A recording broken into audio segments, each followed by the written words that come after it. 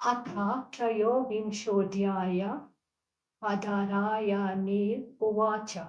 Skanda 11, chapter 23, Song of the Mendicant. Sri Sutta said, requested in this way by his great devotee and servant Uddhava, the worshipful Lord who was born as a chief of the Yajnas and whose powers and achievements provide the best material for the human ears to hear, spoke his servant as follows, spoke to his servant as follows, expressing his approval of the questions. The worshipful Lord said, O disciple of Brihaspati, there is hardly anyone in this world who can control his mind and that has been agitated by the evil words of wicked men. The sharp arrows struck at vital parts of the body do not mortify a man to the same extent as the arrows of filthy abuse which evil men release at you. O Uddhava, enlightened men have current among them a traditional legend of great holiness in connection with his subject. I shall narrate it to you.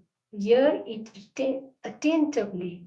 Hear this recital of a mendicant who was insulted and ill-treated by some evil man, and who bore it all, taking them to be the result of his own karma. In the country of Avanti, there lived a very rich Brahmana, holding agriculture and trade as his livelihood. He was highly clerical in temperament, extremely greedy, and very miserly. He never gave a welcome, even verbally, to his relatives or guests. In that house, empty of inhabitants, there was no proper provisions to meet his own needs even. His sons and relatives felt oppressed because of his perversity and miserliness. Even his wife, daughters, and servants were so depressed that they did not strive to please him. His 5 co-shares were displeased with him, as he never cared to share his wealth with them, but only guarded it securely like a goblet. As a consequence, he lost the prospects of his future evolution in the life hereafter and his welfare and enjoyments in the world also. For the anger of the deities of Panchayajna deprived him even for that merit which had enabled him to accumulate wealth. As a consequence, his entire wealth was dissipated in spite of all the hard work he was putting in for its acquisition. His relatives appropriated some of it, thieves relieved him for some, and fire, accident, and bad seasons, and the exactions of kings completed the process of his impoverishment. Deprived now of the means to perform his religious duties and meet his worldly deeds, and deserted also by all his relatives, he came to be filled with worrying thoughts. As he was thus being mentally burned by the sorrow arising from total impoverishment, and was shedded burdened, burdened tears about his condition over and over again. There arose in him by the Lord's grace a powerful fit of renunciation for all worldly values. He began to think, vain has been all my hard work for the acquisition of wealth, which I failed to use for religious works or worldly enjoyments. The wealth of mises never turns out to be a means of happiness. It is rewards. Its rewards are worry here and in hell hereafter. Just as the leucoderma mars the beauty of even a perfect form, even a little miserliness compromises the clean reputation and the otherwise praiseworthy character of man. Great effort is required to earn, augment, and protect wealth, even if it is acquired. In expanding and enjoying it, great fear and worry are likely, while its loss will depress a man and bring him to the brink of madness. Theft, slaughter, falsehood, hypocrisy, greed, anger, egotism, pride, partiality, rancor, suspicion, jealousy, sexuality, gambling, drunkenness. These 15 vices are produced in man by wealth according to the view of wise ones. So let those who aspire after liberation abandon it from afar, as artha, wealth, is really anartha, the cause of all evil. Brothers, wives, parents, and such close relatives so dear to one another and loving together as if they were one in body, become bitter enemies for the sake of a few coins. Dispute of over a trifle in sufficient to inflame them with anger and make them fight among themselves, forgetting all loving relationships and ever intent on mutual destruction. Birth among the most abominable species is the dismal reward for those who, having obtained a human birth, and that as a Brahmana, a circumstances which is the highest aspiration even for of devas, cast it off like a truffle without striving for the attainment of spiritual freedom, which is the highest end of living beings. A person does not deserve to be called human, fails to make a proper use of this embodiment as man, the gateway to heaven and liberation, but runs after wealth, which is the source of every kind of mischief during the short span of life given to him. Surely downfall awaits a man who accumulates wealth like a treasure guarding yaksha, without distributing their shares of it among the deities, rishis, pitris, elemental, relatives, associates, and others who have claims on it, oblivious of all the higher values of life because of vain greed and for wealth. My strength, my life, and my wealth too have all gone to sheer waste. Wise men utilize wealth as means to salvation. But what can I, an old and decrepit man, now do? How is it then that even wise men who knows all these evil consequences of the pursuit of wealth struggle for it without stop in spite of all difficulties? Surely it is because the whole world is under the spell of delusion cast by the Maya of the Lord of infinite potency. For man who is already in the mouth of the serpent of death, of what significance is wealth and those who help him to get it? Of what use are enjoyments too, and those who provide him with them?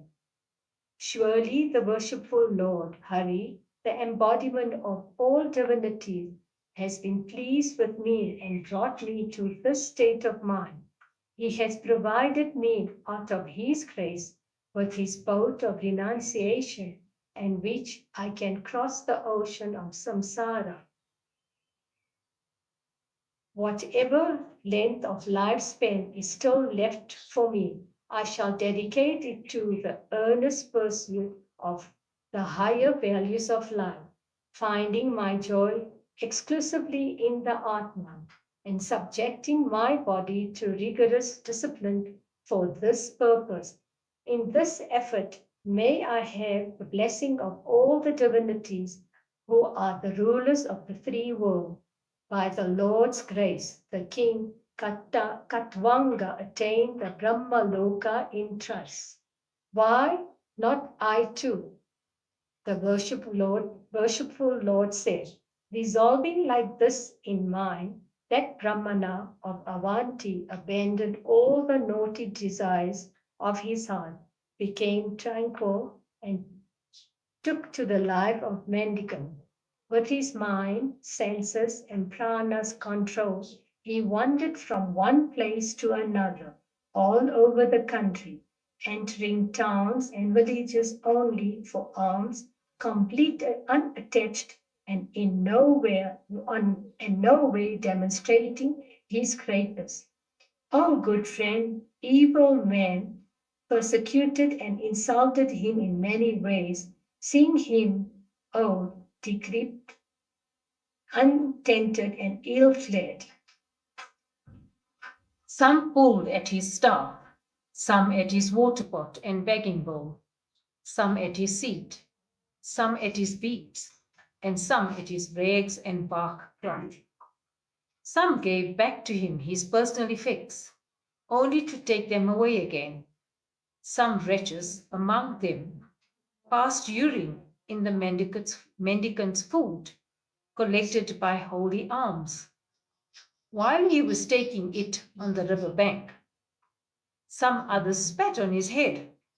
They tried their best to break his vow of silence, and when they failed, they thrashed him to make him speak. Some tried to frighten him, shouting that he was a thief, while others proceeded to bind him with cords. Still, others insulted him by declaring him a hypocrite, who, having lost all his belongings and being deserted by his friends, had assumed this mendicant's role only to deceive people. Some said, possessed of great strength of mind and endurance, that will do credit to a mountain. This man remained silent, like a crane, with determination, and achieves his purpose. It is most remarkable indeed. While some made fun of him like this, others passed dirty winds at him, and still others bound, imprisoned, and treated him like a pet animal or bird. Whatever sufferings came to him in this manner from external, supernatural, or mental sources, he put up with them, all with the thought that he was bound to suffer them all as a part of his pradapta. Though evil men thus tried their best to shake him from his swadharma by persecutions, he remained steadfast in his sattvika nature and his swadharma. He recited the following stanzas. The mendicant said, "These men are not the cause of my enjoyments and sufferings. It is neither any divinity, nor the self, nor any star, nor karma, nor time. The mind alone is the sole cause for turning this wheel of samsara, according to the views of great men. The powerful mind generates the modes and movements of all the senses. Out of the senses proceeds actions which are of the nature of sattva, rajas, and tamas. Out of actions, according to their nature, embodiments as celestials, men, and brute creations take place.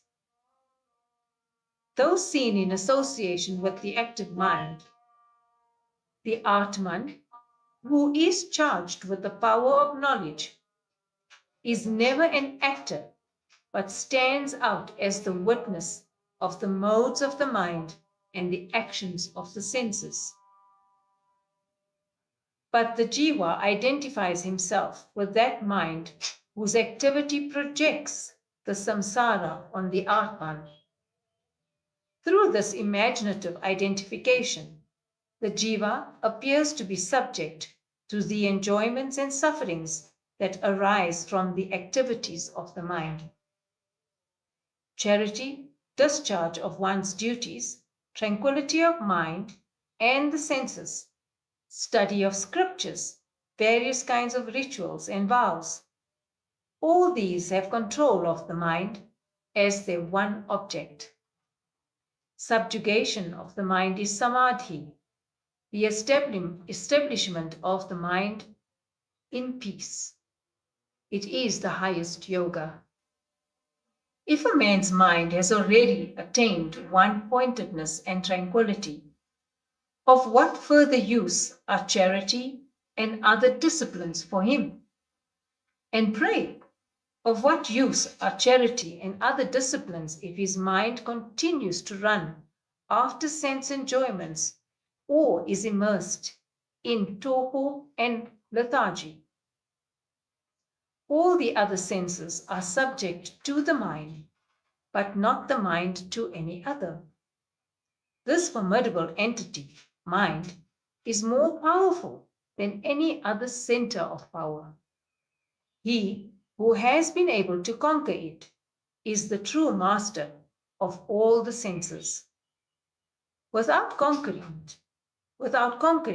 or making an effort to conquer this almost invincible enemy, one's own mind, which works with unimaginable speed and pierces all the vital parts, foolish men enters into vain quarrels with others, looking upon them as friends, enemies, or neutrals. Subject to the delusion of taking one's body, which is a product of mental construction. As oneself, men with clouded minds look upon themselves and others as entirely different beings, and thus entangle themselves in the darkness of endless samsara. Supposing, for argument's sake, it is accepted that it is others that cause your happiness and misery, how does this position in any way affect the Atman, who is spirit and not the body? What is done by others to the body cannot affect the Atman.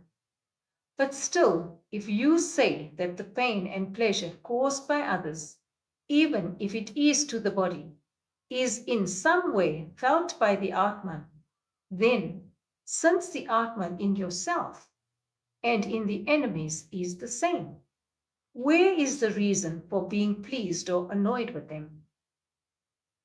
When one's thumb is bitten by one's own teeth, no one gets annoyed with oneself for causing the resulting pain.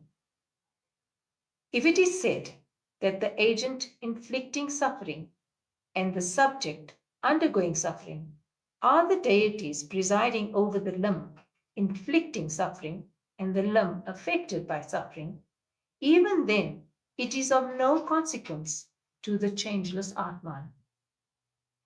It is also like one limb of the body striking at another limb, a situation in which it may be asked, who is to be angry and at whom? For the deities in the limbs of both the persons involved are one and the same. If it be the contention that the Atman, in the course of this self-caused evolutionary process, brings on himself happiness and suffering, then at whom can one be angry, as that suffering is natural, being self-caused? If it is said that it is caused by another, then it is answered that there is no another, the Atman being the sole existence. The another is only an appearance and not a reality. As there is thus no cause outside Atman, there can be neither joy nor sorrow brought about by another. If the planets are the cause of happiness and misery, of what consequence is it to the birthless and deathless Atman? In the influence of the planets must be confined only to the body, that it is born in the specific periods of time influenced by them. The masters of astrology say that the planets afflict only one another by their various positions, postures, and influences. What does it matter to the Atman? The bodies born at the time influenced by them may be affected, but it does not touch the Atman. Some say that karma is the cause of happiness and misery. But as the Atman is by nature actionless, how can karma affect him? Besides, karma can affect only something that is the same time inert and conscious. It is, however, inconsistent to say so. The Atman is always conscious, and the body is always inert. So there can be nothing that is conscious and inert at the same time. In its absence, there can be nothing like karma too, much less joy and suffering arising from it. If the cause of enjoyment and suffering is said to be time, how can it affect the Atman? For this, Atman is time itself. Fire does not burn up tongues of flame, which are only its parts, nor does coal destroy or melt its products like ice pieces. The Atman is beyond the pairs of opposites, like suffering and enjoyment. Whom then will one be angry at? It is the I sense, the experiencer of the cycle of births and deaths, that gets attracted to the pairs of opposites, like heat and cold, pleasure and pain, virtue and vice, etc. To the Atman, supreme over all entities, considered the highest in man's relative scale, this attachment to the pairs of opposites can never happen. It is the one who has not awakened to this truth that is subject to from others. Adopting this discipline of subsidence in the Supreme Self, following the example of great rishis of the past, and taking to the service of the feet of the worshipful Mukunda, I shall soon get across the limitless expanse of the darkness of ignorance. The worshipful Lord said, thus did that mendicant proclaim, on losing all his wealth, and thereby attaining complete dispassion and freedom from all worldly cares. Though insulted and persecuted by evil men, he roamed over the land without budging, even an inch from his characteristic ways of life, in the face of all these provocations and difficulties. Thus samsara, producing happiness and misery, and the distinction of friend, foe, and neutral, is the delusion of the mind. It is entirely a product of ignorance. O Uddhava, therefore, equipped with a mind that is entirely dedicated to me, put in your best effort to control the mind. This is the sum and substance of all yoga. Whoever hears with faith and devotion this song of the mendicant dealing with the subject of establishment in Brahmic consciousness, or makes others hear it and themselves constantly think over it, will not be overcome by the contradictions of life. Atha Chaturvinshodhyayah, Skanda 11, Chapter 24. Philosophy of Creation and Dissolution. The worshipful Lord said, I shall next expound to you the Sankhya Yoga taught by wise men of ancient times like Kapila. On knowing that a man would abandon the delusion of difference, this world of multiplicity with its basic difference of the seer and seen, the subject and the object, is one in pure consciousness. In Pralaya, at the early stage of the creative cycle, and in the consciousness of men of spiritual enlightenment, the unitary consciousness alone abides.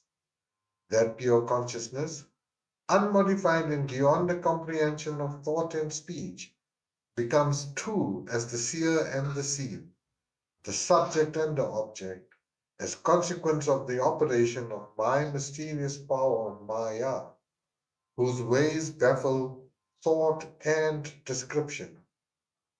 Of these two, one is Prakriti, the object, with its manifested and unmanifested states, and the other is Purusha, the center of consciousness or the subject. Out of Prakriti agitated by me, because of the urge of the karma tendencies of the jivas submerged in that Prakriti, came its three aspects of sattva, rajas, and tamas. Out of the three gunas was produced the Sutratma, the pervading self, and from that the Mahat Tattva. But the Mahat Tattva is one with the Sutratma and can be considered identical. It being called Sutra when Kriya Shakti, the power of action, is predominant, and Mahat Tattva when the power of knowledge, Jnana Shakti, is dominant. From the transformation of Mahat Tattva evolved the I sense, which causes delusion. Ankara, which is a complex of consciousness and unconsciousness, has three aspects dominated by sattva, rajas, and tamas. From Ankara has come the tanmatras, the subtle particles of elements, the indriya, senses, manas, mind, and the deities presiding over the senses. The bhutas, or gross elements, were evolved from the tamasa aspect of I sense, passing through the causal condition as subtle elements or tanmatras. From the Rajasa aspect of Ahankara came the Indriyas or the senses. From the Sattvika aspect of Ahankara, the 10 deities presiding over the Indriyas and the mind originated. All these categories are being activated by me, combined into the all-inclusive cosmic shell, which became the noble abode of my world-pervading self. In that cosmic shell floating in the waters, I manifested as Narayana, and out of my navel came the world lotus, within which the self-born Brahma, the creator, arose. Evolved with, endowed with rajas, and blessed by me, Brahma, who is the embodiment of the universe, created by the power he got through austerity, all the worlds included in Bhurloka, Bhuvanloka, and Swarloka, and the presiding deities of the worlds. The Swarloka is the abode of the Devas. The Bhuvanloka atmosphere is the habitation of the spirits, Bhutas. Bhurloka, earth, belongs to humans. The worlds superior to these three are for the Siddhas, the highly evolved souls. Brahma created a separate residence for Asuras and Nagas, regions like Atala, Vitala, and others at inferior levels from the earth. The reason for this arrangement is that the attainment of worlds of Swar, Bhuvan, and Bhur is the fruit of actions based on the three qualities sattva, rajas, and tamas. By yoga, austerity, and sannyasa, jivas attain to the higher regions than the three lokas, these being Maharloka, Janaloka, Tapoloka, and Satyaloka. By the practice of bhakti, one reaches my state, Vaikuntha. All these beings in the worlds up to Brahmaloka, bound by the karma, are moved by me as time to regions high and low, submerging and re-emerging in this current of the gunas of Prakriti. All objects, big or small, bulky or thin, are permeated by their cause, the Purusha, and the Prakriti, from whom they have sprung. The substance which is at the start and is again present in the same way after the intervening series of changes have ended, must have been there in the middle also. Therefore, that substance alone is real, and not the changing conditions which have only a practical value for the time being, just like ornaments and pots with reference to their particular causal substances. The reality is the causal substance which forms the stuff or material of the effects following, and which continues the same at the beginning and end of the series of changes producing effects. Thus, the effects have no substantially apart from the causal substance, and of all the causal categories constituting the manifested world of effects, Brahman is the ultimate causal substance, and therefore the ultimate reality. In a relative sense, however, all the substances that remain the same at the beginning and at the end of a series of its effects, say mud, before all things made of it and after their destruction, are also called true in comparison with their changing effects. Prakriti is the substance or the material cause of this universe. The Purusha is the Adhara, the inner controller and master of Prakriti. Time is the factor that manifests the effect universe out of its causal condition. All these three are myself, the Supreme Brahman. As long as the creative will of the Lord operates, sustaining this continuous flow of material energy as a succession of causes and effects, that flow persists, providing scope for the jivas to enjoy or suffer on account of their karma. When the creative will subsides and the pralaya or process of dissolution sets in, this cosmic shell, in which innumerable universes come up and decay, is invaded and overcast by myself as time, bringing about the dissolution of all things into their elemental condition.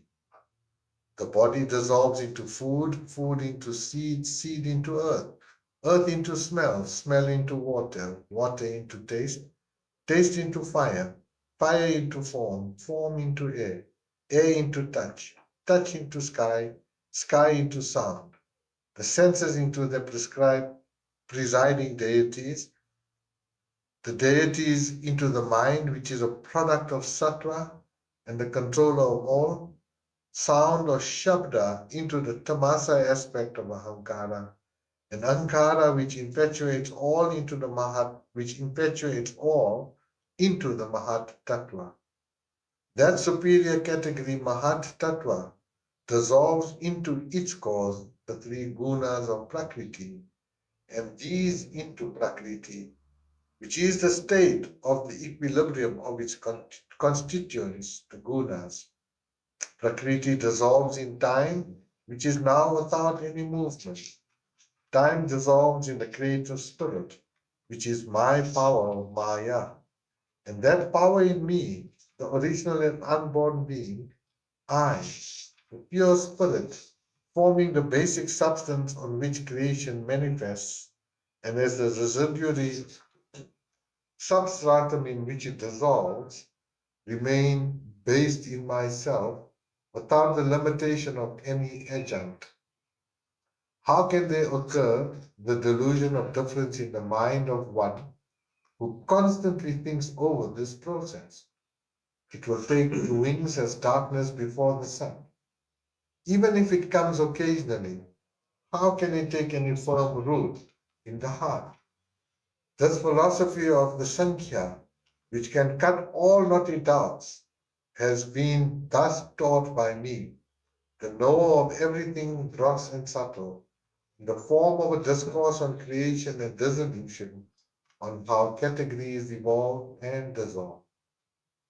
Atha Pancha Vinshodhyaya, Skanda 11, chapter 25, Gunas and freedom from them. The worshipful Lord said, O noble one, learn from me how the nature of man is affected by the three gunas of Prakriti when they are in their pristine condition, uncombined with one another. control of the mind and senses, forbearance, discrimination, austerity, truthfulness, compassion, memory, contentment, self-sacrifice, desirelessness, faith, revulsion from evil, charity, absorption in the self. These are the signs of sattva. Desire, activity, pride, greed, haughtiness, longing for one's selfish ends, sense of difference between men and things, sensuality, enthusiasm arising from excitement, craving for name and fame, indulgence in ridicule of others, demonstrativeness and aggressiveness.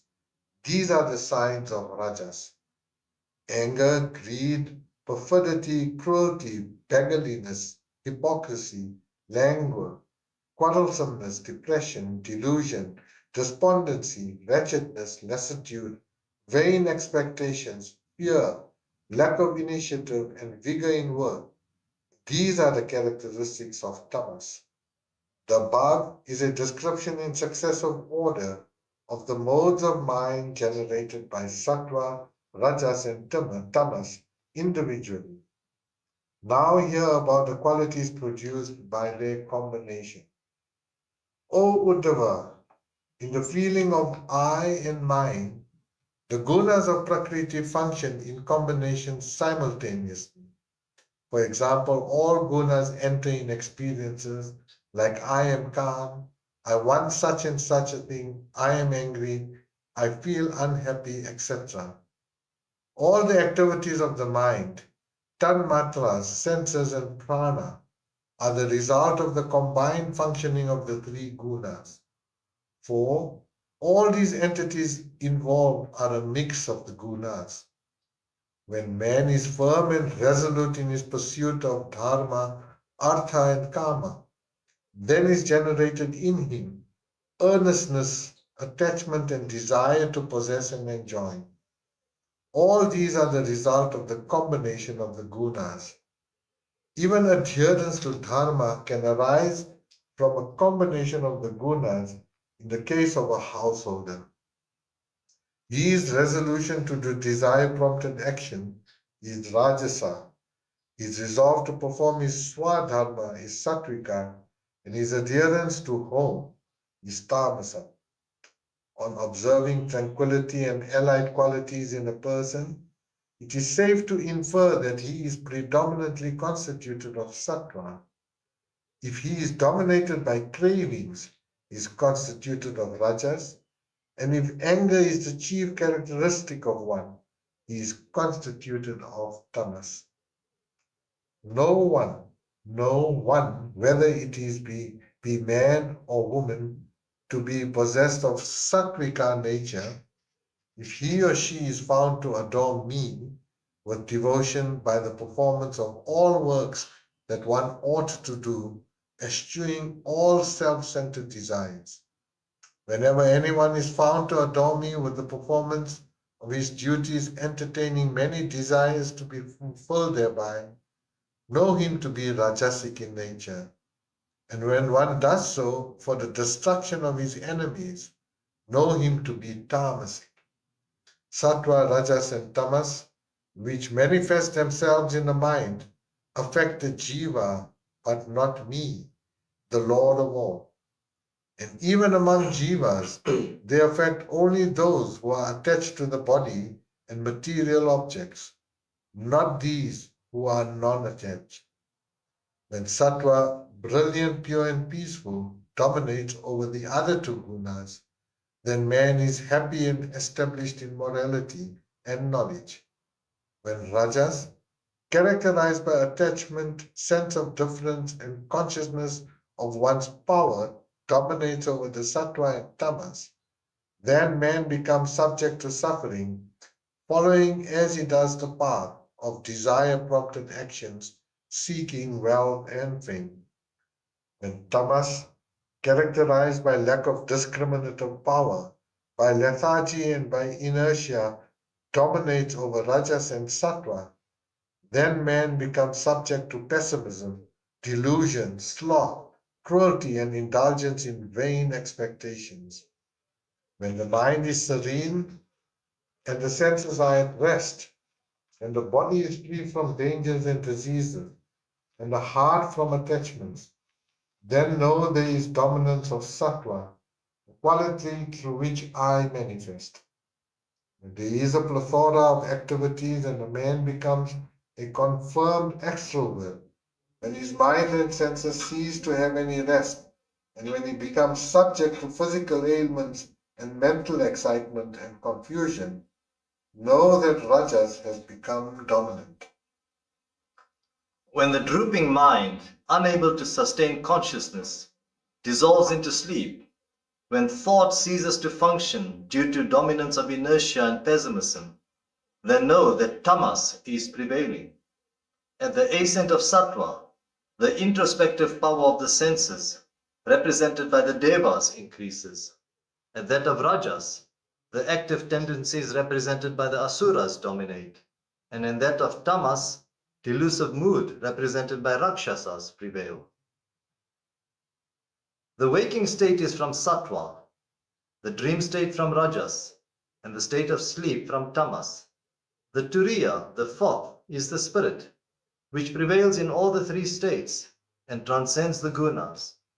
Those who follow the Vaidika rites and the way of life will, by means of increased sattva quality, go to heavenly regions and become celestials. By the increase of tamas, one degenerates down to the level of plants.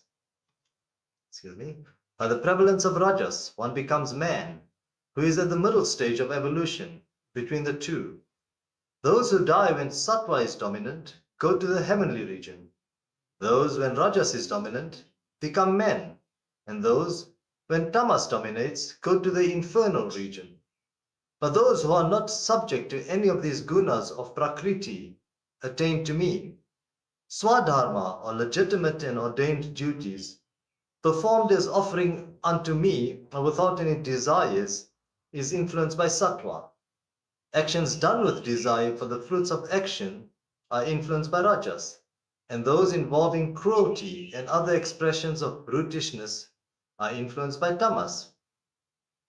The knowledge of the Atman as unconnected with the body is an expression of sattva. The acceptance of it as tenating a body is an expression of rajas. The knowledge of the body in itself as the Atman, characteristic of children and ignorant people, is the effect of tamas. The consciousness that grasps me is beyond the three gunas. Dwelling in the solitude of a forest is sattvika, in a village rajasika, and in a gambling den tamasika. The holy places associated with me are beyond the three gunas. The man, devoid of detachment for works, is under the influence of sattva. The one blinded by attachment of rajas, and the one under delusion of tamas. But my self-centered, but my self-surrendered devotee is above all the three gunas. Faith in the spiritual verity is born of sattva. Faith in action of rajas, and faith in the evil and the unrighteous of tamas. But faith in my service is not based on the gunas of prakriti. That food which is pure, healthy, and obtained easily is characterized by sattva.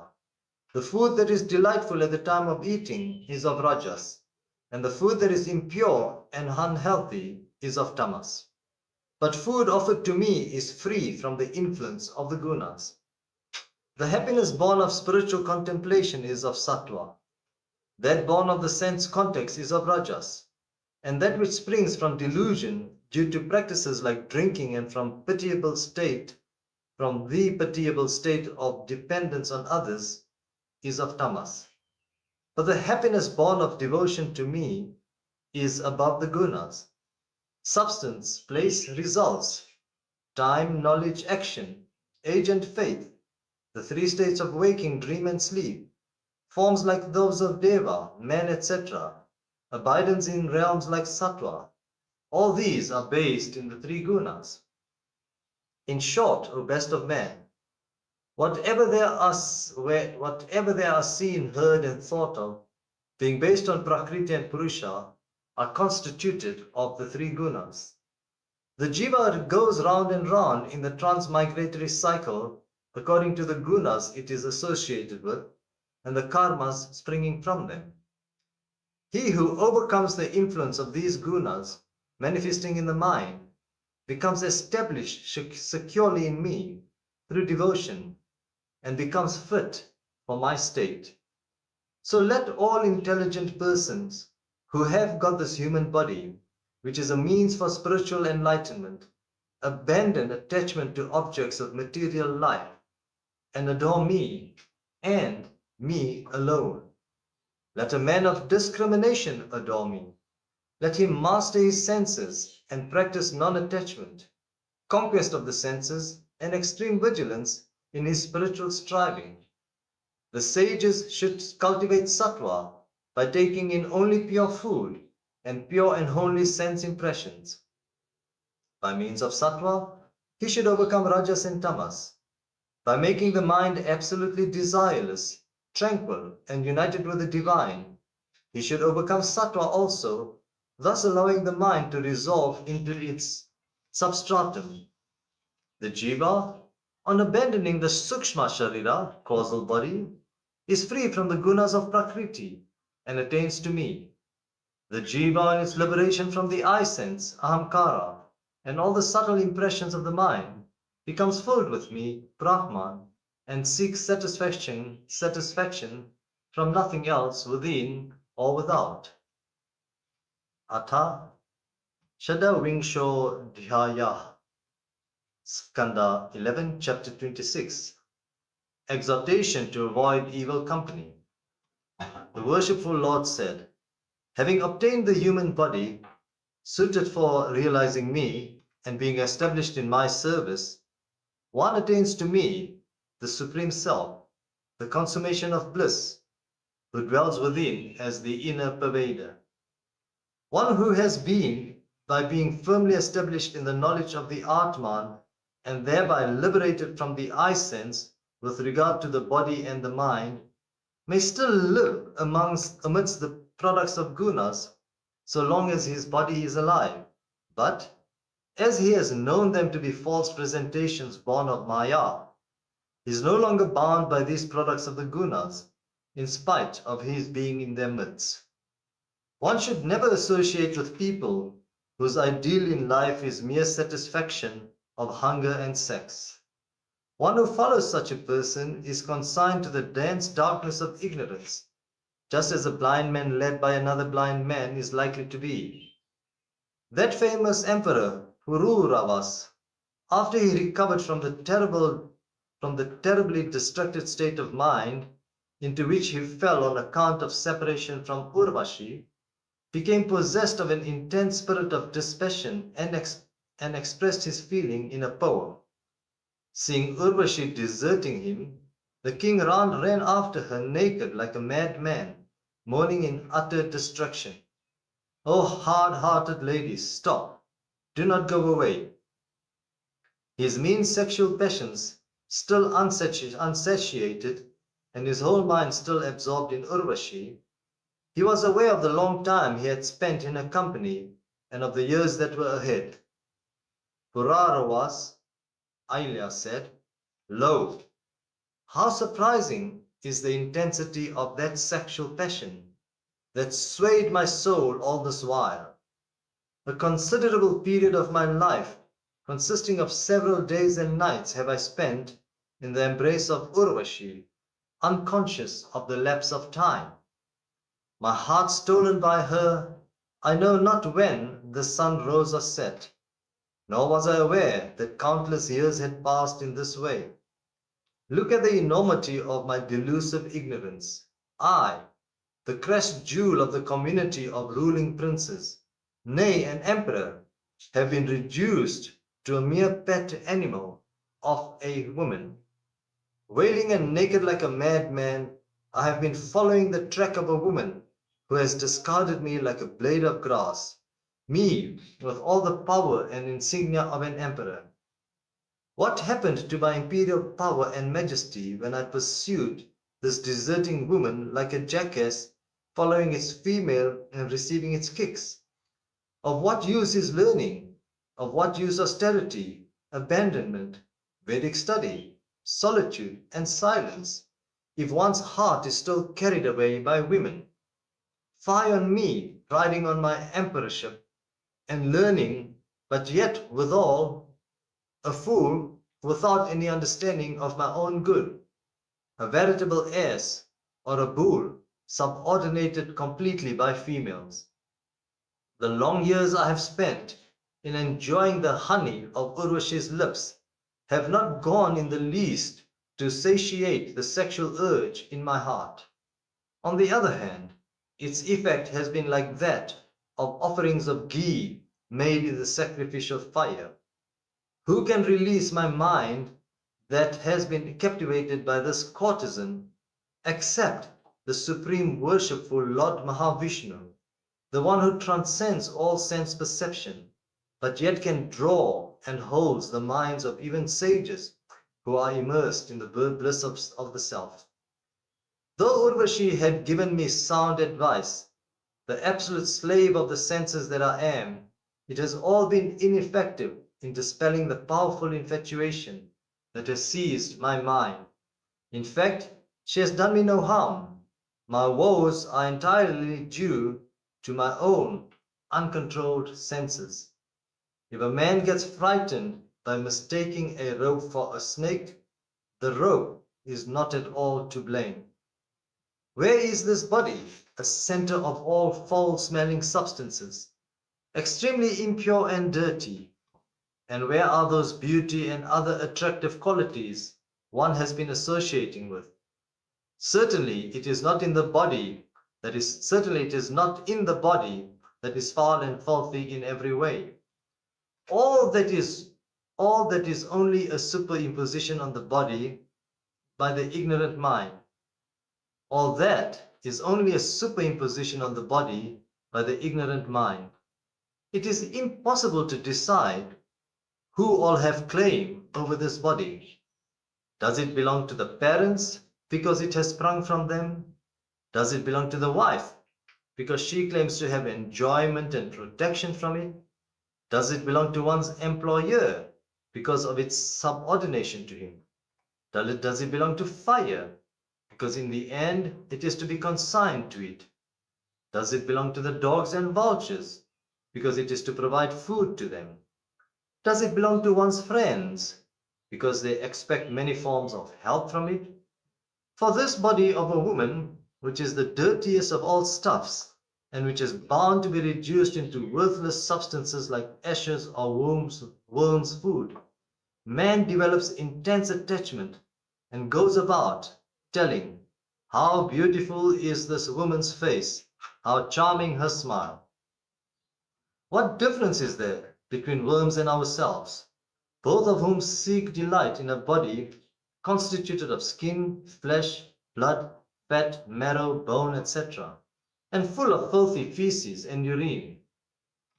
Though thought can no doubt thus reveal the hollowness and stupidity of physical attraction, the reflective man should not keep the company of women or of others who are enslaved by women. For the mind gets agitated when the senses and the objects come into mutual juxtaposition, not otherwise. Mind cannot have any attraction for objects that have never been seen or heard of. The mind of man, who never allows his senses to dally with these objects, become gradually controlled and calm. So you should not have physical contact with women or men who are women's men. For even men of discrimination should not put too much trust in their senses and their objects, believing in their capacity to stand their onslaught.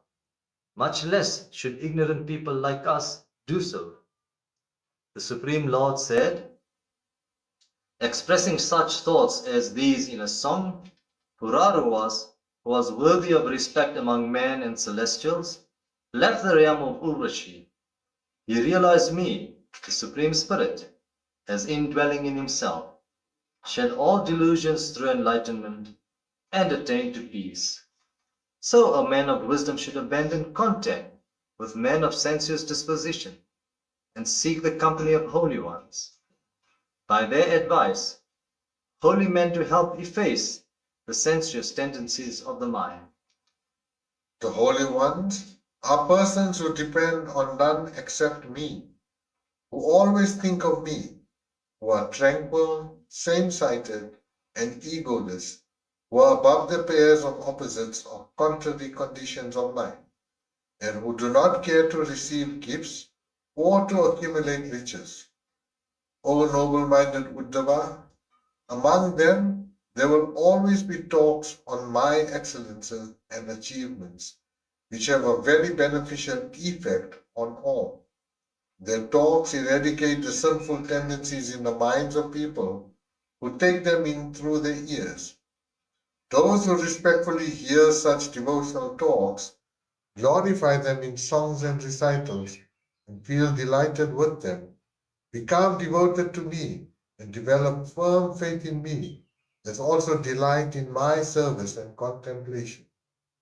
O pious friend, what more is there to be attained by one who has developed such loving attention to me, Brahman, the repository of infinite auspicious qualities, the abounding field of infinite bliss consciousness? Just as one who approaches fire gets rid of cold, darkness, and fear, so does the company of holy men help one to overcome the chilliness of ritualism, the darkness of ignorance, and the fear of samsara. Holy men with the knowledge of Brahman and established in tranquility are the sole support of men struggling in the ocean of samsara, just as a strong boat is for the people shipwrecked on the sea. Just as food is the life of living beings, just as I am the support of the distressed, just as one's dharma is a person's wealth after death, so for those overpowered by life in samsara, the holy man is the only center of relief. The saints give you the spiritual eyes to realize the Lord in his transcendence and in his immanence. But the sun high up in the sky can give only one kind of sight, that which perceives the externals only. The saints are the real patron deities and relatives. In them should one recognize the Atman and even me. Now, Pururavas gave up his infatuation for Urvashi completely. He lost all hankerings and attachments for worldly objects and wandered about in the land with his heart steeped in the bliss of the Atma. Atha Saptavinshodhyaya, Skanda 11, chapter 27. Uddhava said, O Lord, thou the leader of the clan of Yadus, deign to expound to me the way of ritualistic communion, what the Sattvatas, devotees, follow, which the Sattvatas follow. Many a worshipful sage like Narada, Vedvyasa, and Brihaspati, the son of Angiras and the teacher of the Devas, praise this way of communion as supremely good for men. Instruction on this path of ritualistic communion, which at first revealed by thee, was imparted by Brahma to Bhrigu and his other offspring on the one hand, and by Sri Parameshwara to Parvati on the other. The path is open to all varnas and ashramas. For women and shudras, this path is the most beneficial for spiritual progress. O Lotus-eyed One, O Lord of the universe, deign to expound this path to me, thy loving servant and devotee, for the destruction of my bondage to karma. The worshipful Lord said, the way of my ritualistic worship is endless in extent and scope. I shall therefore give you a brief description of its parts in their proper order and succession. Ritualistic worship of me takes three forms: those based on Vedic mantras, those based on Tantrika texts, and those which mix both these. One can worship me by any of these paths, according to one's liking. Hear from me how members of the three Varnas, after they have undergone Upanayana and attained the status of a Dvija, twice born one, adore me with faith and devotion. A devotee should with all sincerity worship me, the supreme teacher deity, with various offerings in an image or in a symbolic diagram drawn on the floor, or in the sun, or in water, or in a holy man, or in one's own heart. After cleaning the teeth, one should take one's bath for the sake of cleanliness of the body. While bathing, he should utter mantras from the Vedas and the Tantras, and he should rub the body with mud or other cleaning agents. He should continue to perform certain essential ritualistic duties like the Sandhya ordained by the Vedas, even while he engages himself in adoration of me through ardent devotional communion, which will free him from the bondage of karma.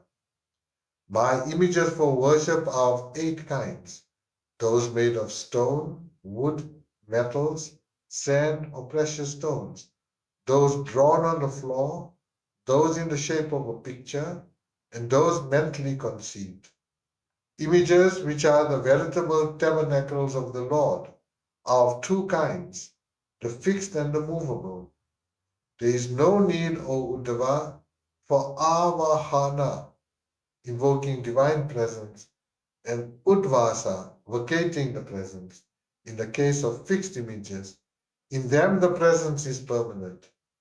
Even in some movable images, like salagrama, there is no need for the 2 above mentioned rites, but it is necessary in those made of sand. In other types of movable images, these rites are optional.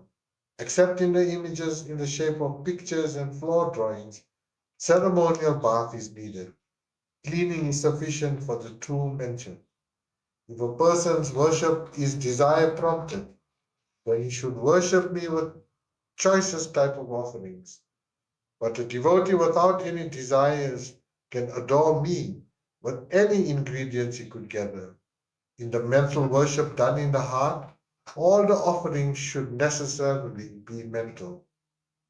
O Uddhava, in worship on fixed images alone, ceremonial bath and decoration are the most important. In worship on consecrated enclosures on the floor, the most important point is to locate the various divinities of the proper places with appropriate mantras. When the worship is done in fire, offering of oblations with plentiful ghee is the most important feature. When the worship is done in the sun, it should take the form of a prayer and a praise. When it is in water, tarpana or libations with water should be made as offering. But what is most important is shraddha, sincere faith. And when an offering is made by a devotee with faith, be it only water, I accept it with great delight. Not to speak then of my delight when I am worshipped by a devoted man with flowers, incense, sandal paste, and food offering. But offerings, however rich, do not please me if they are not backed by devotion. After having collected and got ready all the ingredients of worship, even before his purificatory bath, the worshipper should make a seat of dharma and sit turning eastwards or northwards. If it is fixed image, he should sit facing it. After doing nyasa, ceremonial location on oneself and the image, the latter must be cleansed with the hands. A purna kumbha, vessel filled fully with water, and another with water for prokshana, sprinkling, should be kept ready, consecrated with flowers, sandal paste, etc. From the prokshana vessel, water must be taken and sprinkled on the spot for worship, the ingredients of worship and oneself. From the purna kumbha, must be filled 3 vessels with water for padya and other rites, and the prescribed flowers, sandal paste, and other ingredients must be put in them for purifying the water. One who worships according to the instructions of the Guru should consecrate the water kept in vessels for padya, arghya, and achmana with the mantras Hridayaya Nama, Shirshane Swaha, Shikshaya Vashat, respectively, in all the vessels with Gayatri mantra. The heart lotus of the body, which has been dried by prana, burnt by the fire in Muladhara, and soaked in the flow of nectar from the lunar sphere in the forehead. They are the very subtle sound particles of Omkara. The particles are U and M, followed by Bindu and Nada, crowned by my supreme form of extreme subtlety as Narayana, on which men of great spiritual attainments meditate.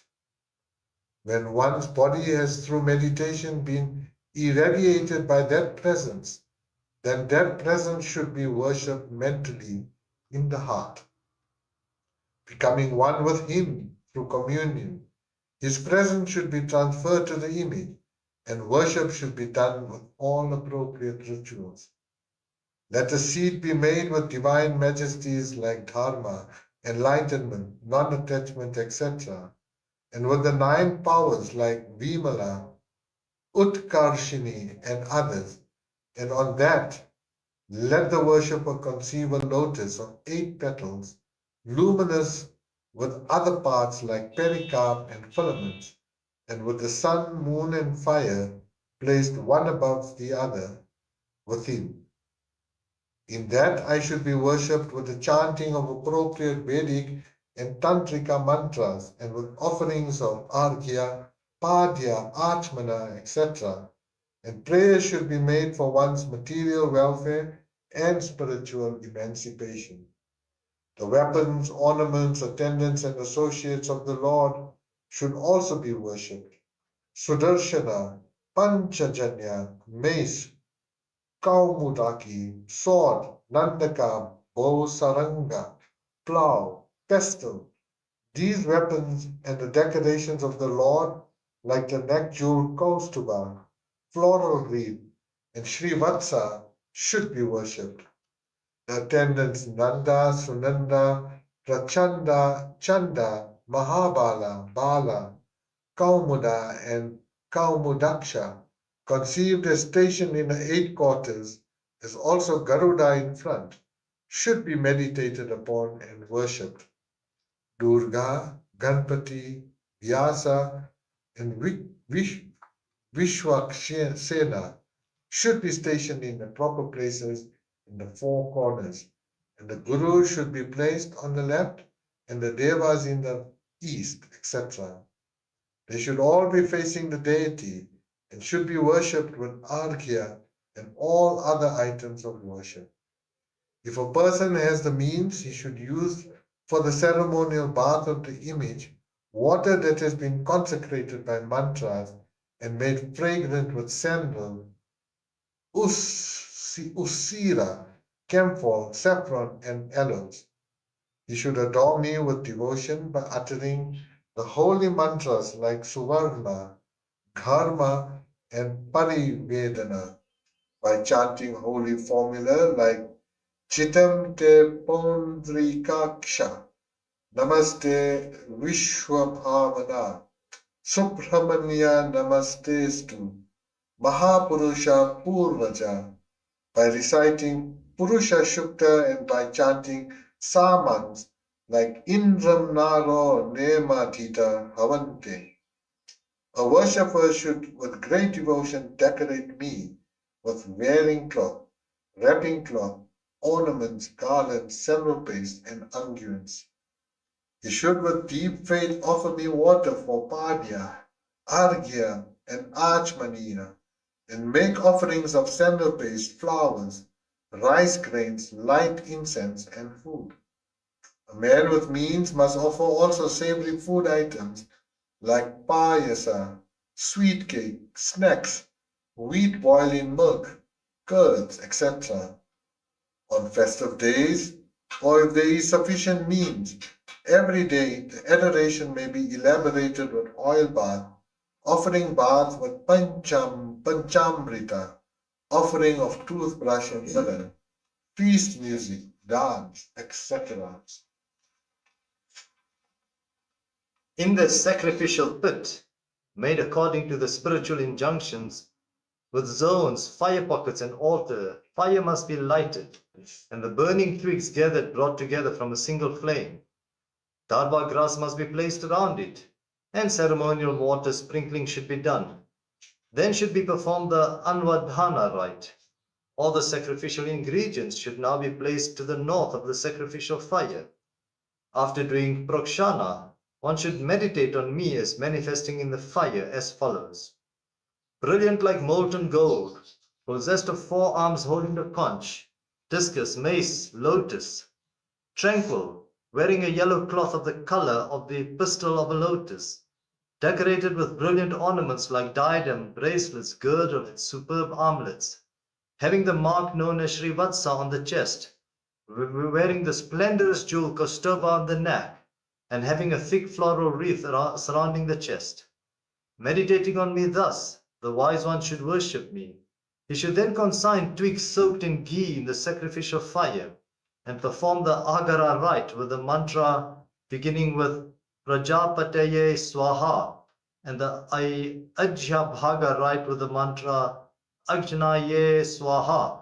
Then he should make 3 ghee-soaked oblations with the utterance of the Mula mantra and of the Purushakshukta, whose 16 riks should be chanted with an oblation following each rik. The worship should offer oblation to Dharma with the chanting of the relevant mantras, and he should propitiate the fire deity with the Swishta Krita offering. Afterwards, flower offerings together with prostrations must be made to me, manifest in the middle of the sacrificial fire. On 8 sides, barley, food should be offered to my attendants and associates. Then one should sit again on the worshipper's seat and meditate on me, the infinite Brahman, as Narayana, and make japa of the Mula mantra.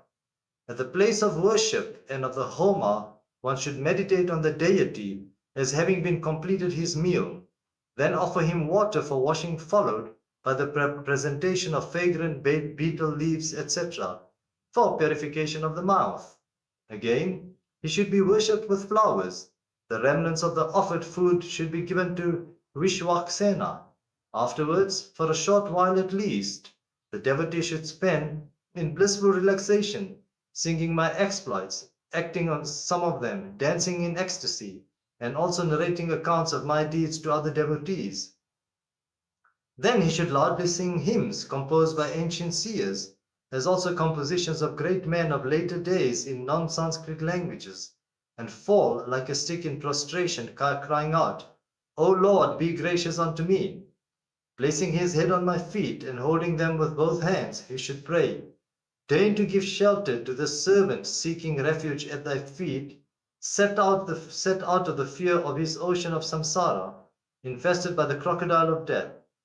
He should then meditate that he is receiving flowers, sandal place, etc., as holy as prasada from me, and reverentially place them on his head. Next, if the divine presence is something to be withdrawn, he should, through contemplation, take it back into the presence within. I, the essence of all, am present in every object and in oneself. So worship of me can be done through any object or image that stimulates faith in one at any time. Faith is the most important factor in the efficacy of worship. A devotee who worships me thus through this ritualistic form of adoration, which combines in itself the Vaidika and Tantrika modes of worship, will attain through my grace all that is good here and hereafter. The devotee with means should construct puka buildings as my temples and have my holy image established there. He should lay beautiful flower gardens there and make endowments of cultivated lands, bazaars, houses, villages, etc., for the conduct of proper and unbroken worship either daily or on special occasions. In this way he should seek to attain to my being. By the installation of my image, one could become an emperor. By building a temple, one could become the lord of the three worlds. By worship, etc., in the temple, one could attain Brahmaloka. And by doing all these three, one could attain to my being. One attains to me through devotion without any desire. And one who worships me in the way described would attain to that state of desireless in which true devotion flourishes. Whoever appropriates for himself such wealth as has been given away by oneself or others for the service of the Lord or of holy men will become a worm subsisting on excreta for countless years. So too will others who help prompt to encourage such acts of unholy misappropriation. The more the involvement of the accomplice, the more the consequences accruing to him. Attashtama Vingsho Dhyaya. Skanda 11, chapter 28, Jnana Yoga.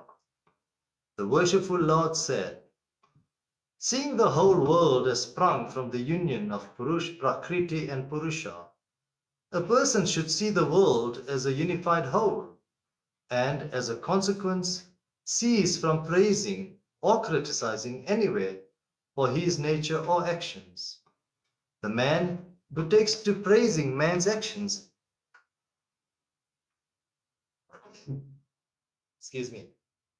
The man who takes to praising man's actions and character, or to criticizing them, quickly swerves away from his goal of unitary consciousness because of his mind getting excited over impure and changing values, asat.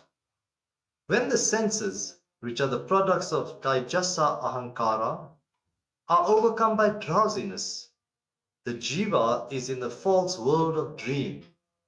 When afterwards the mind is dissolved in deep sleep, he falls into total unconsciousness, which resembles the unconsciousness of death itself. The man who sees mass multiplicity is also very much so in respect of his awareness of his spiritual identity. That is, in the realm of duality, the classifications of things as good and bad has no significance. For all that is spoken by words, experienced by the senses, and thought by the mind belong to the realm of falsity. Though a reflection, an echo, or a snake experienced in a rope has no actual existence, still it generates experiences felt as pleasant or unpleasant. Even so, the body and allied entities generate fears until death, that is, until illumination destroys the identification of the Atman with these. All this world is nothing but the Atman. That omnipotent being is the created and the creator, the saved and the savior. That all-encompassing being is himself, what is destroyed, and the one destroying it.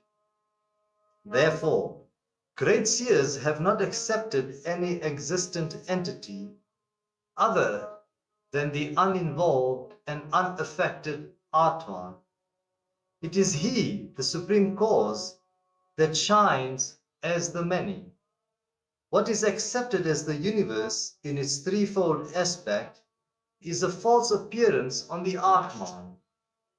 This world, constituted of the three gunas, is the creation of Maya, his power. One who has intellectually understood and spiritually realized the truth that I revealed to you will neither praise nor insult anyone, but go about in the world like the sun, who is utterly unconcerned with all that is high or low. Understanding through observation, reasoning, scriptures, and one's own realization that everything having a beginning and an end is false, one should cultivate absolute detachment.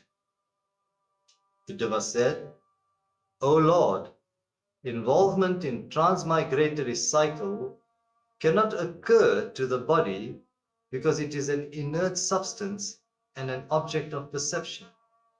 Nor can it happen to the Atman, who is pure self-awareness and the subject revealing everything. Samsara cannot occur to either of these, but we find from our experience that samsara is experience.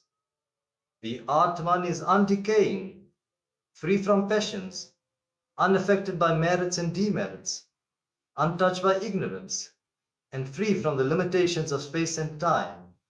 And as for the body, it is in itself an inert substance like a log of wood. It being so, whose is the involvement of samsara?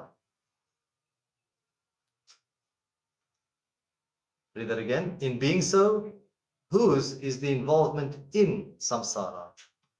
The worshipful Lord said, as long as the Atman has connection with the buddhi, the indriyas, and the body, samsara, though unreal, is experienced as a fact by the deluded. In the case of a man who thinks of various objects in waking life, the impressions left by those thoughts and objects make him see many phantoms in the dream. In the same way, though there is no object actually, the body and other objects are perceived as real as a result of the tendencies springing from the beginless superimposition. Samsara persists so long as this continues. A man who has awakened from a dream is free from the delusion of enjoyments and sufferings he was having in the dream state. Sorrow, joy, fear, anger, greed, delusion, and all forms of desire, as also experiences like birth and death, pertain to the ahankara and not to the Atman. When one is in deep sleep, there is no I sense, and then all such experiences also disappear. It is the jiva that is involved in the transmigratory cycle, not mere I sense. The transmigrating self, or the jiva, is none but the Atman, who identifies himself as the I with reference to the complex of body, sense, prana, and mind through superimpositions. Residing within this complex, in identification with it, he is mistaken as an expression of the modifications of matter, known also as Sutra Atman and Mahat Tattva. He is under the domination of time. The sage wanders forth, cutting asunder the knot of ahankara, or I sense, with the sword of knowledge, rendered sharp by the service of the Lord and the teacher, the ahankara which is baseless, but which nonetheless manifests in many forms in identification with the mind, speech, pranas, body, and karma. Knowledge means viveka, or discriminative understanding. The means for developing it are the scripture, tapas, tradition, reasoning, and experience. Its content consists in the understanding that the Supreme Spirit, who alone was before the universe came into existence, and who alone will be when it dissolves, is also what exists in the middle too, as the universe and its manifester, time. The unwrought material gold, of which several objects are made, is seen at the beginning and at the end of all the series of all its changes. Beg your pardon? The unwrought material gold, of which several objects are made, is seen at the beginning and at the end of all the series of its changes as objects. It is therefore certain that, in spite of all its transformations, the same gold was there when the objects made of it were seen as existing. In the same way, I am the one that appears as this multitudinous and changing universe. O dear Uddhava, that pure consciousness permeates and illuminates the mind in its three states of waking, dream, and sleep. It illumines also the three gunas of Prakriti. Forming the cause of these states is also the universe with its triple division of cause, effect, and agency. While this pure consciousness, or the Turiya, exists in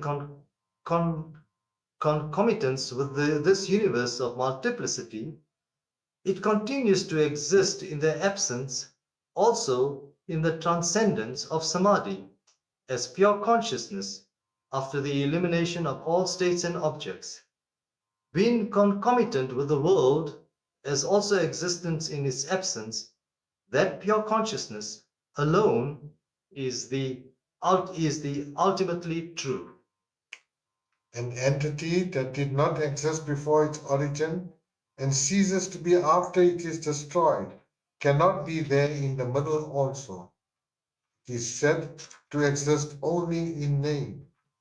Whatever is the substance with which a thing is made and held in manifestation, that thing only can be the causal and manifesting substance.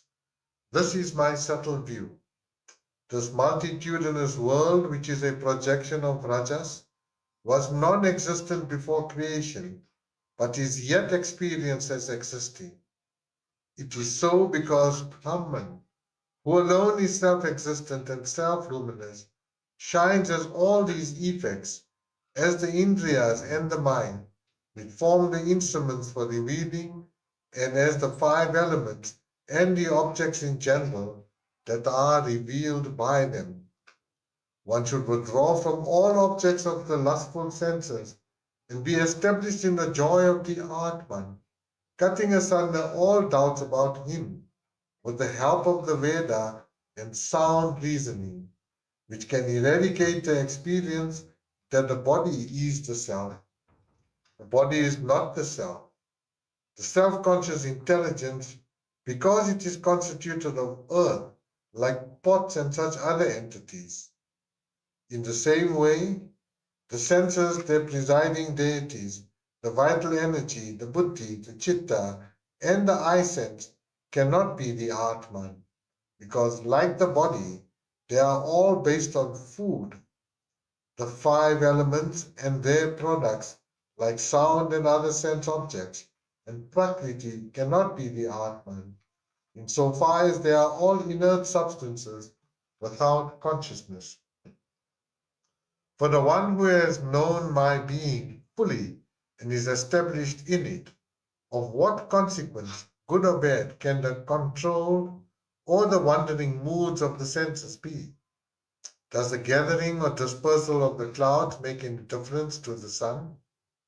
Just as air, fire, water, and earth do not dry, burn, wet, or dirty the sky, just as the recurring climatic changes like summer, winter, etc., do not make any impression on it, so the undecaying self, which transcends the eye sense, is not affected by sattva, rajas, and tamas, the gunas of prakriti, causing involvement to the jiva in samsara. Though this is in fact the truth, it should not make an aspirant in any way slacken his efforts at self-control, until by the practice of wholehearted devotion to me, the aspirant has totally cleansed his mind of its addiction to sense enjoyments. He should, with extreme vigilance, prevent his mind from cultivating attachment to objects of the senses created by Maya. Just as an inadequately treated disease lurks behind the troubles of a patient from time to time, so also an immature yogi, whose sensuous and active tendencies lie suppressed and hidden, is constantly harassed by these tendencies submerged in the mind. But these half-baked yogis, whose fall is caused by the human agencies consisting of friends and relatives, who are the instruments put forth by devas to accomplish this purpose, come back to the path of yoga in their next birth on account of the powerful impressions of their past life. They will not become addicted to worldliness. An ignorant jiva, prompted by some desire or other, will be performing actions till the fall of his body, subjecting himself to the effects of such actions. But a man of enlightenment, though living in the body, is free from all desires as he is immersed in the bliss of the self. Being thus free from ego-centered desires, his actions do not affect him. An enlightened man who dwells in the self always, does not know even that he has a body, much less that he is doing anything, when he is seen to perform even all the natural functions like resting, sitting, walking, lying, eating, and evacuating. Even though he might be perceiving the false objects of the senses, he is convinced of their falsity because of their manifoldness and sublatability, just like that of the experiences of dream on awakening. O Uddhava, in the state of ignorance, the body wrought out of the gunas of Prakriti and Karma, which are themselves the product of ignorance, is totally superimposed on the Atman, and thereby it is experienced in inseparable identity with it. It is thus ignorance and its product, the body, that are sublated by jnana. The Atman, on the other hand, is always the same. It is not newly realized in mukti, nor has it been lost in bondage. Just as the sun, when he rises, only removes the obstacles to vision from the eye, and does not create anything to be seen. So the perfect spiritual intuition relating to me only removes the ignorance from the aspirant's understanding, whereupon the Atman shines as it always has been shining. Nothing new comes into being. He is self-luminous. He is self-luminous consciousness, unoriginated and unfathomable.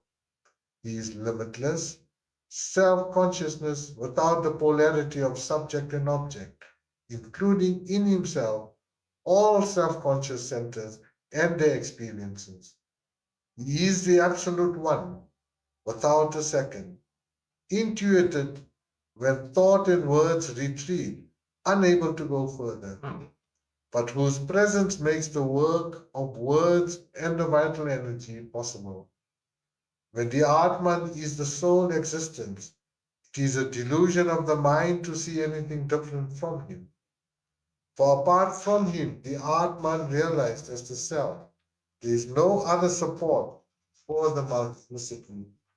It's only the conceited pseudo-scholars that consider this world of multiplicity, constituted of the five elements and distinguished by name and form, as unsublatable and real, and hold that the Vedantic passages revealing the nature of reality are only eulogies of the agents, devatas, and other factors entering into the sacrificial count of the Vedas. Such a contention is baseless. Yogis who are yet to attain the goal may get physical ailments. The following is the instruction for counteracting them. By concentration, dharana, on sun and moon, the fevers due to cold and due to heat respectively can be counteracted. Other ailments due to vata should be erased by asanas, combined with dharana. Others arising from sins, planetary influence, and serpents should be overcome by austerity, mantras, and medicines.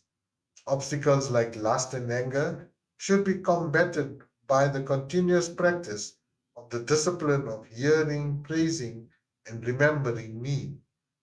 Pride, hypocrisy, and the other bad traits of the character should be overcome by the service of great men. There are some yogis who, through ways mentioned above and by others, seek to make the body strong and young, and then utilize it for the acquisition of psychic powers. Wise men should not approve of this, for the body being perishable like the fruit of a tree, any attempt to preserve it for all time is futile. Person following the path of yoga may have health and strength of body, but the intelligent devotee holding me as the highest should not be diverted from spiritual discipline to physical well-being and attainment of siddhis. But if one treading the path of yoga is entirely dependent on me, and is completely desireless, he will meet with no obstacle, being full of the joy of the self. Athekona Trinshodhyaya, Skanda 11, chapter 29. Concluding instruction to Uddhava.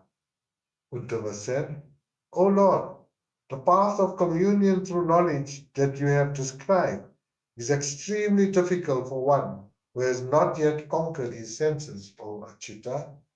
Expound to me in an easily understandable manner a way of communion which is practicable for an ordinary person.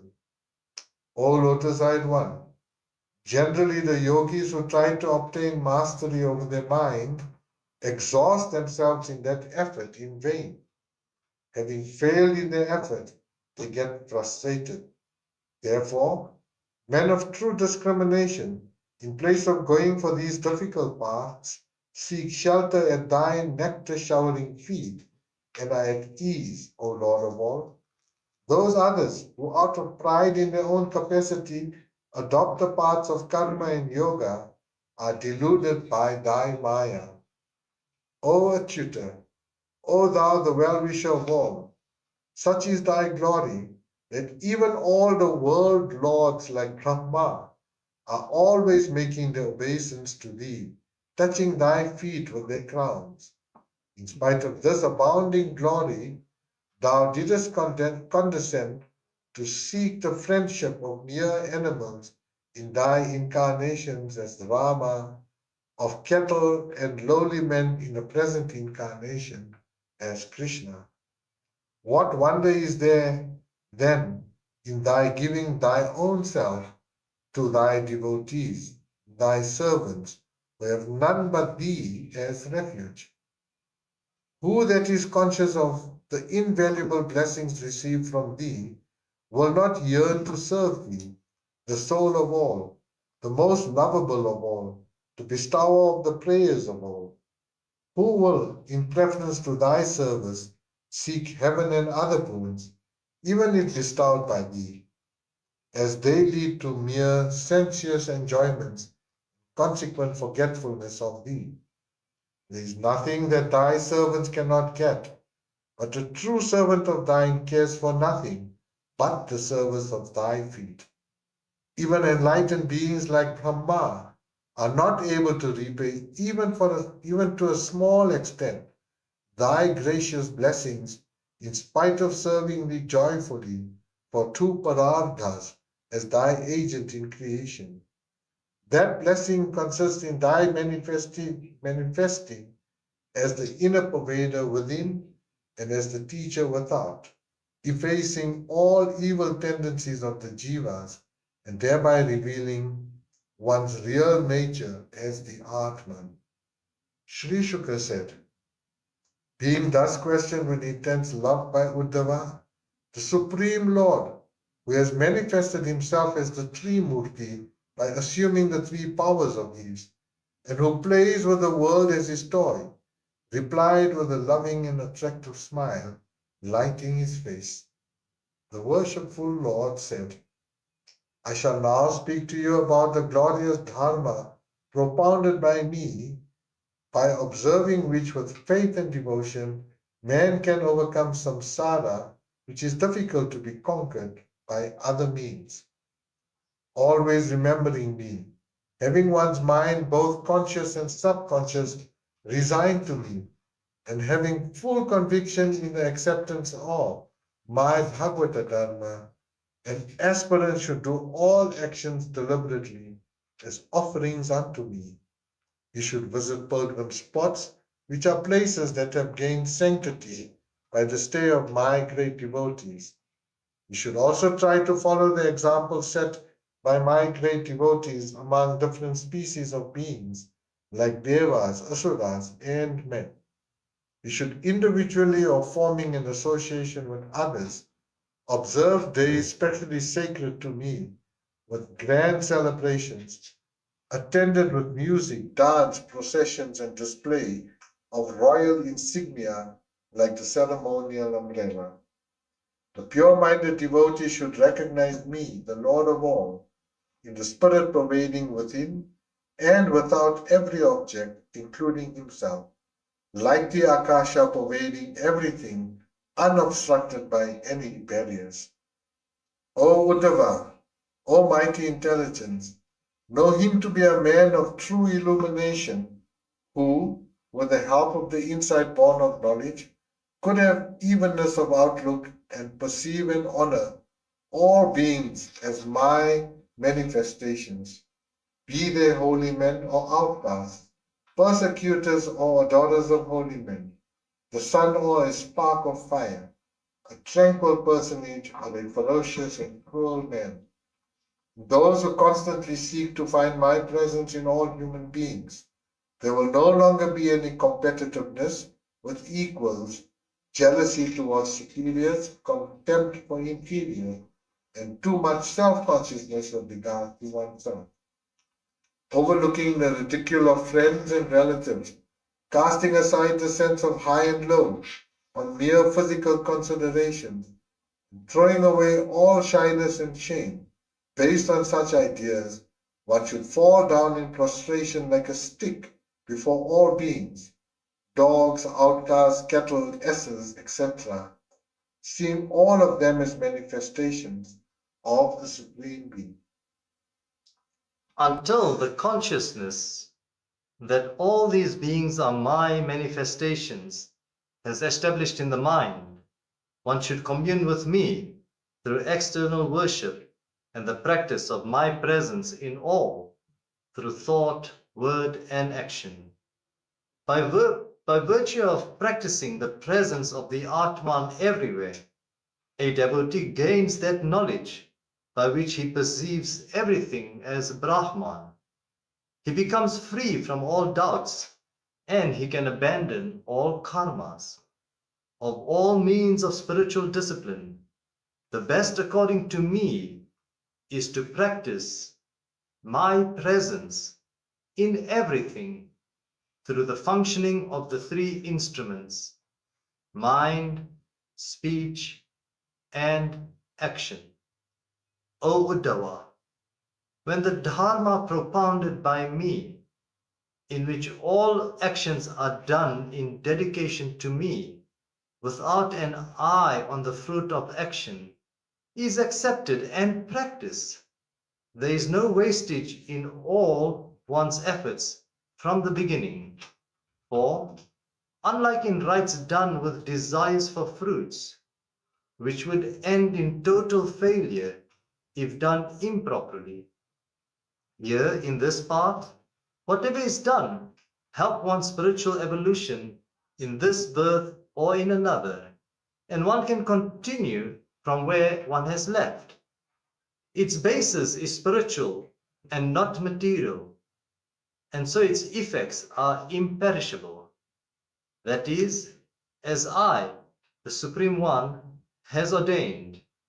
O Noble One, even ordinary vain worldly actions, like running away and crying due to fear and sorrow, if done in dedication to me, even that comes to have spiritual potency. There is no need to speak about the high spiritual efficacy of Bharata Dharma consciously practiced. The attainment of me, the true, the immortal, with the help of even this insignificant mortal body, is the real wisdom of the wise and the skill of the skillful. I have now expounded to you the essence of the doctrine of Brahman propounded by the Veda, which in summary, both in summary and in detail. Even the Devas cannot have the benefit of such an exposition. These teachings on spiritual wisdom have been clearly expounded to you again and again in the light of valid reasoning. Hearing this, all doubts will be cleared and liberation attained. Even a person who reflects on the questions put by you and to which I have given answers will attain to that imperishable Brahman whose truth is revealed by the Veda. To that pious person who fully expounds this teaching on Brahman among my devotees, to him I give my own self out of love for him. He who every day reads loudly this holy and sanctifying discourse, he will be revealing me to all with the lamp of knowledge. He sanctifies himself as well as others thereby. A man who hears it every day diligently in an attitude of supreme devotion to me will be freed from the bondage of karma. O Uddhava, my dear friend, have you fully grasped the supreme truth I have explained to you? Is your mind free from grief and delusion?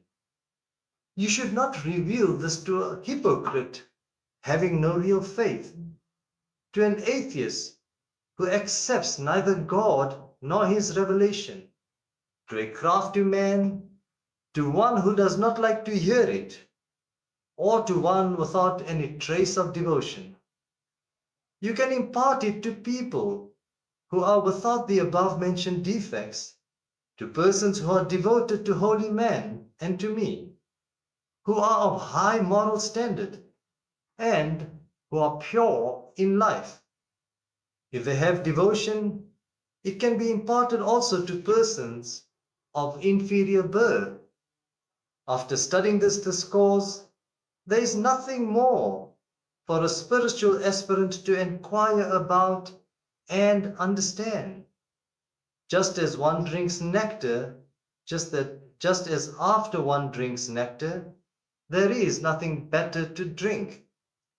For a high-minded devotee like you, I am verily the four ultimate values of life: morality obtained through karma, wealth and prosperity obtained through trade, industry and statecraft, siddhis obtained through yoga, and liberation obtained through enlightenment. When a man abandons dependence on all self-centered actions and resigns himself to me, he then becomes very dear to me, established in the sense that he is the immortal spirit. He becomes fit to be one with the universal being Brahman.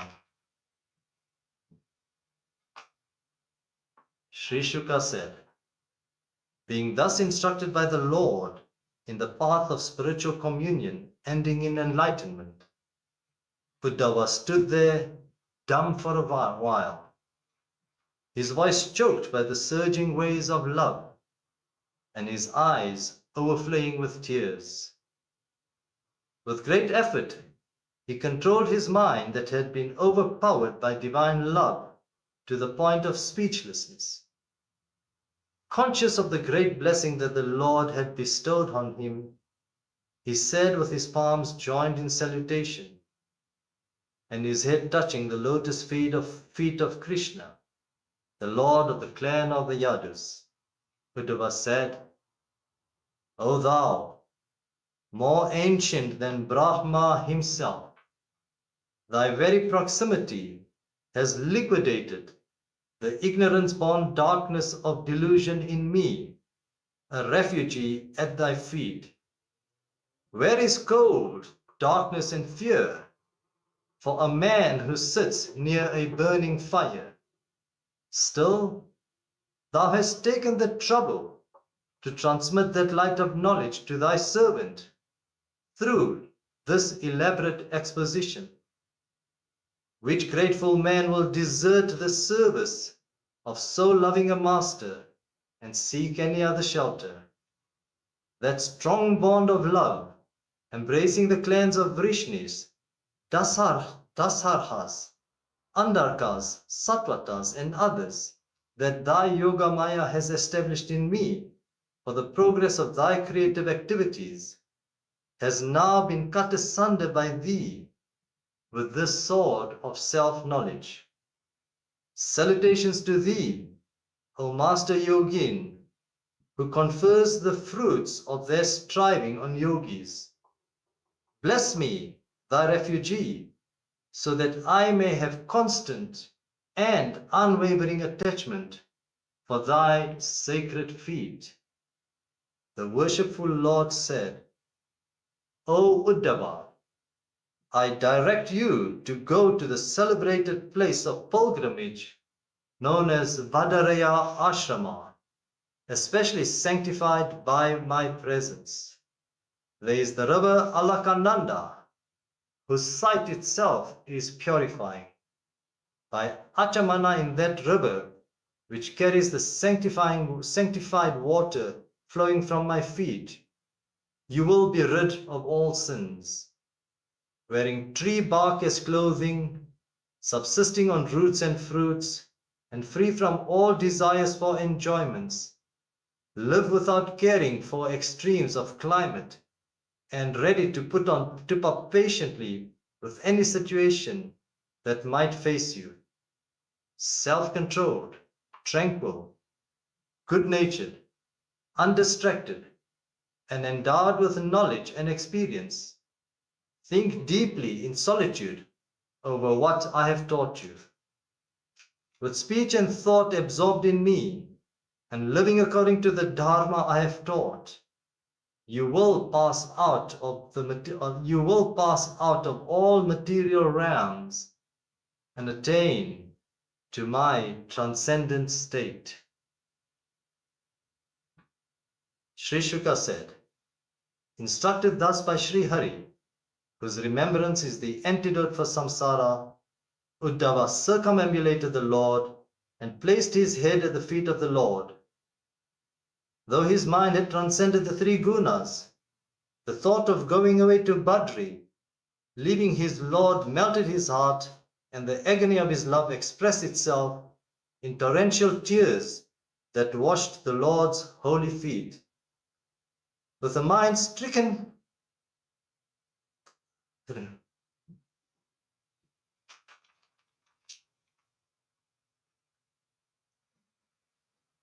with a mind stricken by the thought of separation from his most beloved Lord, he felt extremely distressed and found it impossible to take leave of him and start for Bhadari.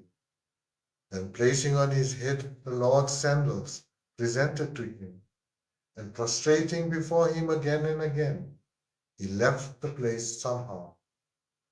Realizing the Lord is lodged in his heart, the great devotee left for Vishala, Bhadari Ashrama. Staying there, he practiced what the Lord, the universal friend of all, had instructed and attained to the state of Hari. Thus the Lord Krishna, whose feet are worshipped by the great yogis, has collected this cream of knowledge from the ocean of bliss, the extensive devotional tradition, for the instruction of his devotee Uddhava. He who imbibes it with pure and powerful faith in its potency will save himself, also anyone who associates with him. In order to rid devotees of the fear of death and old age, the great being Krishna, from whom the Veda originated, has herein gathered from the extensive garden of Vedic thought this concentrated honey of knowledge and realization of the Supreme. As he collected the Amrita from the ocean for being distributed amongst the Devas, so has he placing this teaching before all devotees for their benefit. I salute that Supreme Person Krishna, greatest of all beings.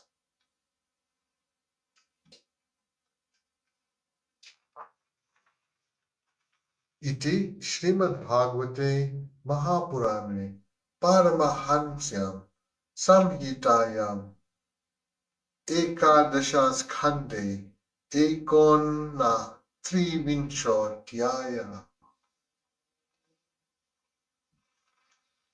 With that, we conclude the reading for this day. We commence tomorrow, the final day, day 7, at 6 a.m. South African time. We bring this day to close by surrendering all the fruits of the readings and all that has transpired this day to the one Param Atma.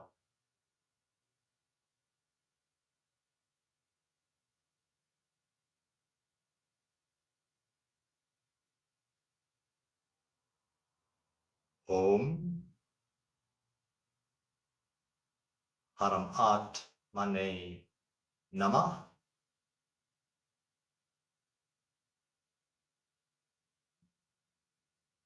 Iti.